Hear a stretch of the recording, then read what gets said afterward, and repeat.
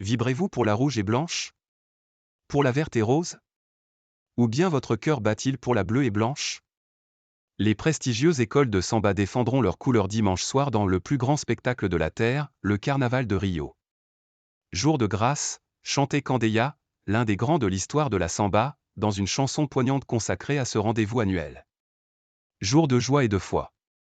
Ce sera la communion 2 nuits de suite, dimanche et lundi, dans le chaudron du Sambodrome. Ce sera l'enchantement des chars monumentaux, des danseuses et danseurs aux costumes étincelants, et la puissance des batteries, des sections rythmiques à réveiller les morts. Mais à travers la féerie, c'est du Brésil, de son histoire et de son identité que les écoles parleront. Champs de recherche artistique et critique sociale vont de pair au carnaval, explique à l'AFP Vivian Pereira, membre du groupe d'études indépendant Quilombo do Samba. Les écoles de samba sont attentives au contexte social, politique, et elles se servent de leur espace, de leur qu'elles vont passer sur l'avenue Marc de Sapuquet, pour s'exprimer sur ces thèmes, ajoute cette jeune femme passionnée.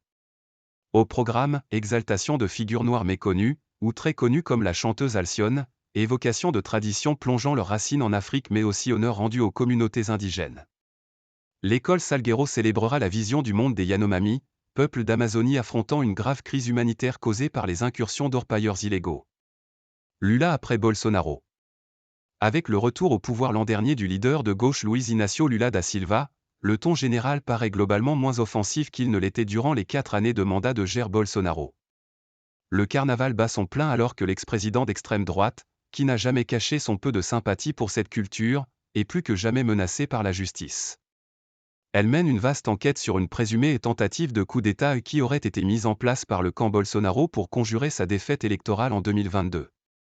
La samba a été inventée il y a un siècle par les communautés descendantes des esclaves africains conduits de force au Brésil.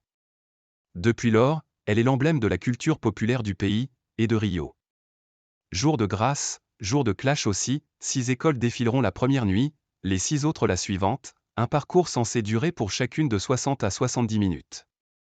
Toutes se préparent depuis un an pour arracher le titre de championne. Leur sort sera tranché par des jurés sur la base de critères précis, qualité des chars allégoriques et des costumes, choix du thème ou chorégraphie. Jour de reais aussi, les festivités carioca doivent générer 5,3 milliards de reais, 1 milliard d'euros, pour l'économie. La publicité s'en donne à cœur joie. Une marque de bière a dégainé une collection de canettes aux couleurs de chacune des 12 écoles rivales.